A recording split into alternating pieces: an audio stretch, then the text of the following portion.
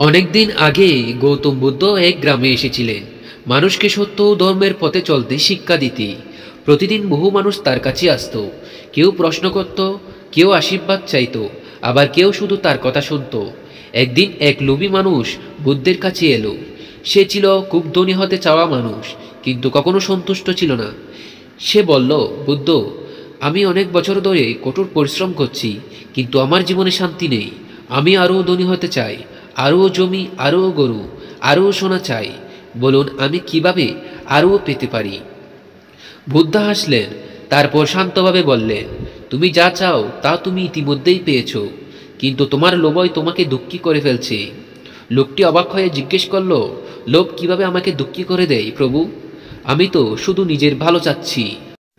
বুদ্ধ বললেন, একটা গল্প শোনো। তিনি বলতে শুরু করলেন, একবার এক মানুষ জঙ্গলে কাঠ কাটছিল। হঠাৎ সে এক সোনার হাড়ি পেল। সে খুশিতে পাগল হয়ে গেল, কিন্তু পরক্ষণেই তার মনে হলো, যদি আরেকটা পাই তাহলে তো আমি আরও ধনী হব।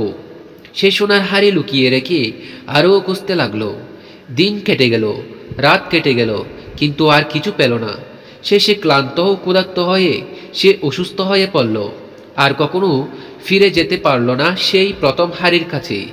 বুদ্ধ থেমে বললেন, দেখো, সে প্রথমে সুখী ছিল, কিন্তু লোভ তাকে সবকিছু হারাতে বাধ্য করল। লোকটি চুপ করে গেল, তার চোখে পানি চলে এলো। সে বুদ্ধের পায়ে মাথা রেখে বলল, হে প্রভু, আমি বুঝেছি, লোভই আমার শান্তি কেড়ে নিয়েছিল। বুদ্ধ মৃদু হাসলেন এবং বললেন, যে মানুষ কমে সন্তুষ্ট থাকতে শেখে তার জীবনে প্রকৃত সম্পদ থাকে। লোভ মানুষকে কখনো তৃপ্তি দেয় না, বরং সে যত পায় তত বেশি চায়। প্রকৃত সুখ আসে সন্তুষ্টি ও কৃতজ্ঞতা থেকে। এক ধনী ব্যক্তি মারা যাচ্ছিল, তবুও সে বলছিল, আমার টাকা কেউ ছোবে না। বুদ্ধ তাকে বললেন, তুমি যা জমিয়েছ তা তোমার নয়, তুমি যা দিয়েছ তাই আসলে তোমার।